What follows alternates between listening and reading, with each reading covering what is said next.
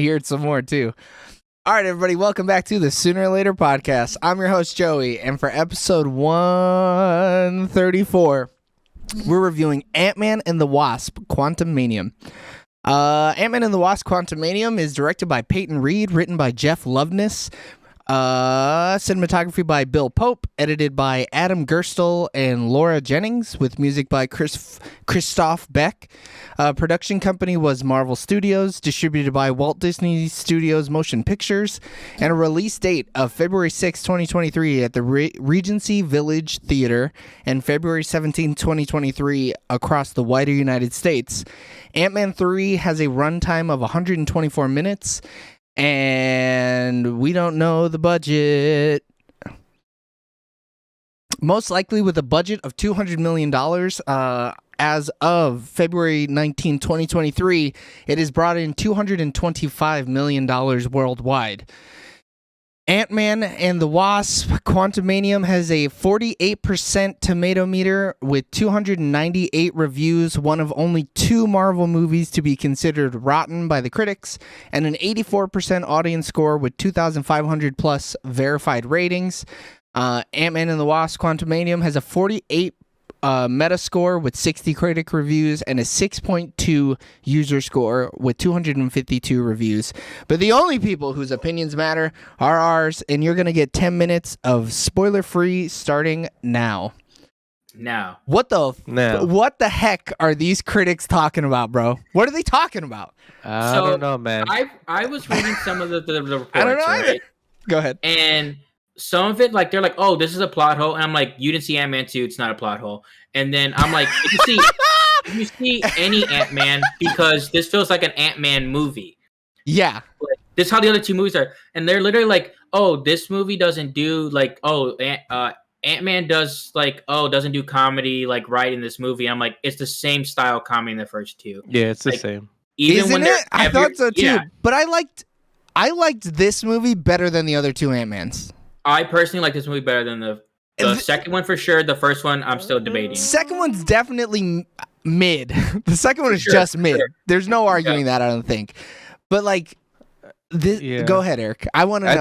I think I like this one better than the first 2 Ant-Man. Yeah. This movie's just fun.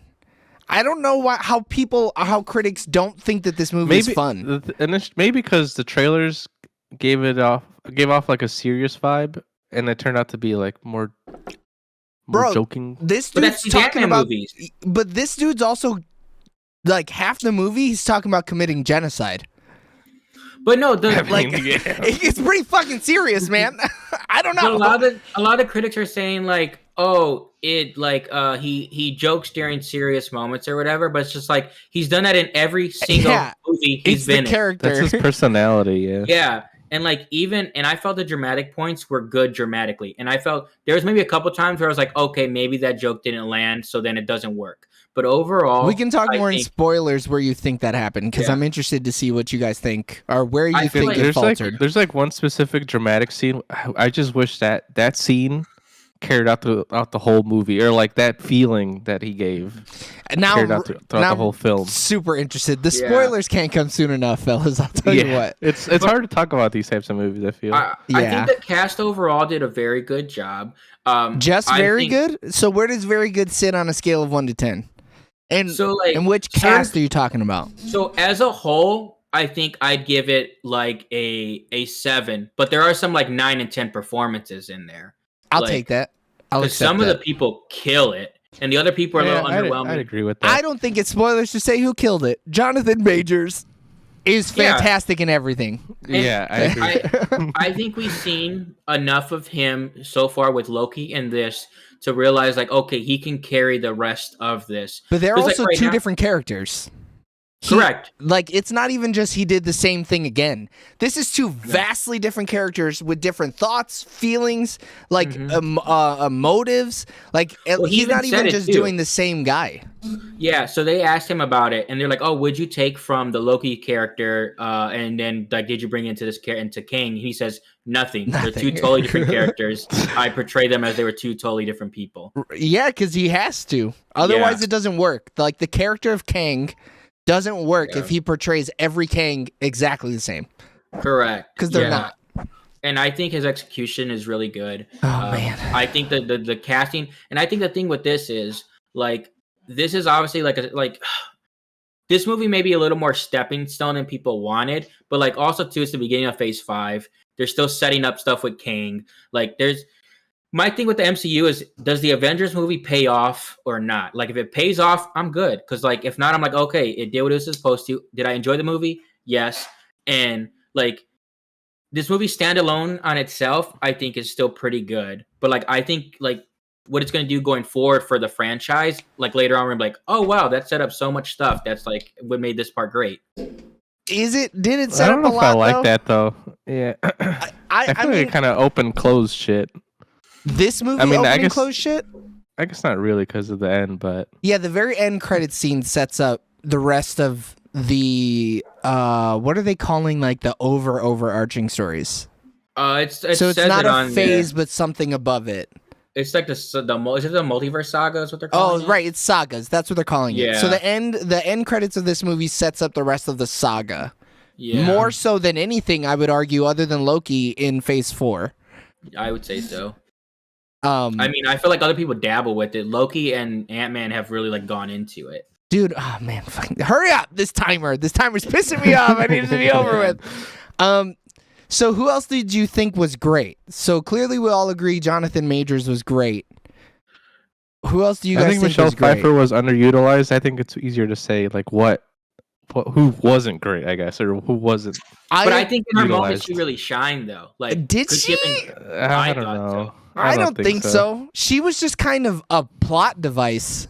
Yeah. Yeah. Her. So I've seen a lot of people complaining that Michael Douglas was underused.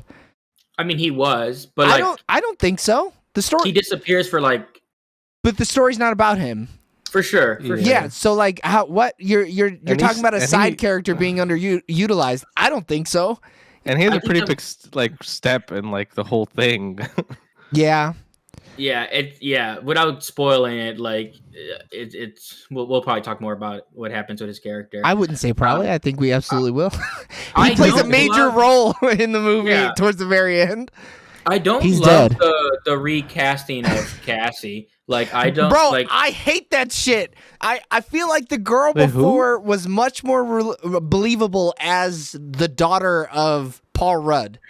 I think because like the way the movie Cassie, his starts off daughter. with Cassie, like, and they like kind of like Who was it before? the Some no-name actress, I think. yeah, it was like her only big Oh. role, like, and she was just in Oh, Endgame. I see now. Yeah. But like the But issue she's with it, they want fantastic. She was a good Yeah. actor. so this actress has done a lot of other things, so they wanted someone to like because she's obviously a big part of this movie and going to be a big part going forward in the MCU. Yeah. But like, I think I don't know if they wanted to change the character because of just that. But like, even when she starts off, where she like her first scene where we're introduced to the new Cassie, I'm like, I could see the other one doing that, but maybe they want someone that they think could play off like that role better. Yeah, I think the other one was a little too girl next story. Yeah, And this new Cassie, I think they totally changed from what we saw the 3 minutes that we spent with the old Cassie. She was more like the loving daughter who just missed her dad, and this one is like, nah, I'm a Proactive. badass. Yeah. well, the first one was docile. This one's a rebel. Like she's Yeah. a rebel, and Yep. I wonder if that's why. And now with them changing the actors, maybe it's a little more easy to believe that because I don't know if I would have believed that first actress in that same part. Like, Right. But I also So- didn't think the character was going to go that way.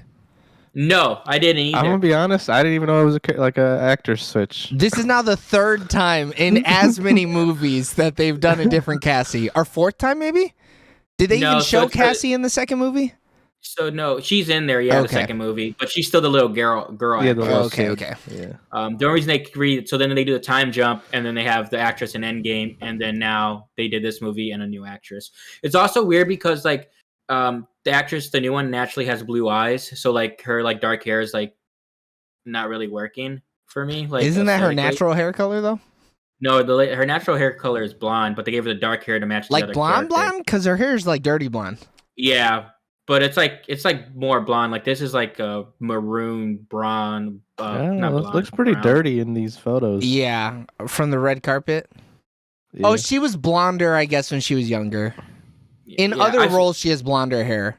Yeah, because I've seen her in a lot of like Netflix and one-off shows and stuff like that, and she's always had like blonde hair. Yeah, she got blonde hair here. And she's also in Detective Pikachu. thought... She has pretty blonde hair. Is she? I thought she was aight. Yeah, she's the girl in Detective Pikachu. Oh, huh? Yeah, with the side duck. Yeah, that's cool. But like, I don't know. Like, I think that I don't know if it was the writing for her character or her timing, but it felt a little off. Bro, she felt off, right? Yeah. Maybe she just wasn't used to acting in front of a green screen. Yeah, because it looked like Paul Rudd. Yeah, Paul she's Rudd's starstruck. but Paul Rudd's style of comedy is all about timing. Like, Yeah. and they just weren't hitting together. No, And- she wasn't hitting. Paul Rudd hits. My man don't know how to not hit. But like when Paul Rudd would have like dramatic scenes and he'd throw in a joke, I believed it. When she would have dramatic scenes and throw in a joke, I'd be like, oh, it feels forced. Yeah, I don't know. Maybe she just needs to get more comfortable in the universe. More time with Paul Rudd, maybe, and then she'll figure it out. Maybe Paul Rudd was just being overbearing. You're right. It was Paul Rudd's misses, not hers. I mean, she was just thrown in this movie, though. It's not like this thing is Antman. Does she have a name?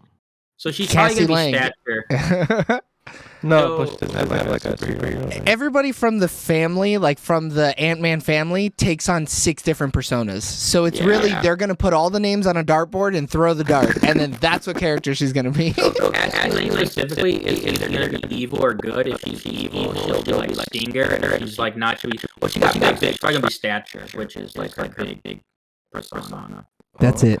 Spoiler free's over. So that means on the count of 3, we're going to give thumbs up, thumbs down what we think about Ant-Man and the Wasp Quantamania. All right, 1, 2, 3. Thumbs down. No, I don't think it's thumbs down. You're crazy. It's a thumbs down for me personally. Oh, wow. I can't wait to hear it.